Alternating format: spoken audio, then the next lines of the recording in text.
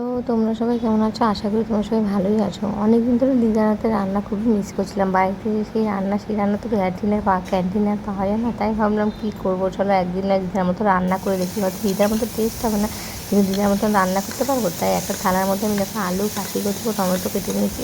তারপর দেখো আমি গ্যাসের মধ্যে কড়াই চেপে চিংড়ি মাছটা ভেজে নিলাম। সেই তেলের মধ্যে আমি তেজপাতা, শুকনো লঙ্কা ও গোটা জিরে দিয়ে এবার হচ্ছে গিয়ে কেটে রাখা যে আলু ও গাঁটি কচুগুলো ছিল সেই গাঁটি কচুগুলোকে ছেড়ে দেবো। ছেড়ে দিয়ে লাল লাল লাল লাল করে ভেজে নেবো সেই ফোড়নের মধ্যে, চিংড়ি মাছের আর ফোড়নের মধ্যে দিয়ে দেখো হালকা সামান্য পরিমাণে নুন দিলাম। নুন দিয়ে আমি সেটাকে লাল লাল করে ভেজে নিলাম। আর অন্য এক জায়গায় একটা পাত্রের মধ্যে আদা বাটা, জিরের গুঁড়ো, হলুদের গুঁড়ো, নুন আর হচ্ছে 1 চামচ মতন টক দই নিয়ে আমি একটা প্যাক তৈরি করে নেব। মানে হচ্ছে মশলার প্যাক, দেখতেই পাচ্ছ মশলার প্যাক তৈরি করে নিয়েছি। এগুলো বাটা মশলা হলে খুবই টেস্ট হয়, টেস্টটাই আলাদা হয়। কিন্তু কী করবো, এখানে তো আর বাটা মশলা পাওয়া যায় না, তাই গুঁড়ো মশলা দিয়ে প্যাক তৈরি করে নিলাম।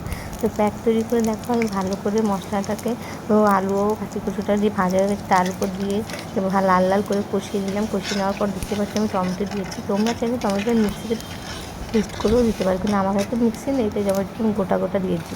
এরপর দেখতে পাচ্ছি আমি এখানে জল দিয়ে দিয়েছি পরিমাণ মতন। জলটা কিন্তু চিংড়ি মাছের যে লেজ ও মাথাগুলো ছিল সেগুলোকে আমি ভালো করে ধুয়ে নিয়ে আমি প্রথম বেটে একটা বাটা দিয়ে নিয়েছিলাম। বাটা দিয়ে সেই জলটাকে আমি ছেঁকে এখানে দিয়েছি। তারপর দেখতে পাচ্ছি জলটাকে তারপর আমি ঢাকা দিয়ে দিয়েছি এবং পরিমাণ মতো আমার এটা জল দেওয়ার পরে দেখতে পাচ্ছি হয়ে গেছে। প্রথমে আমি একটু গরম মশলা দিয়ে নিয়েছি।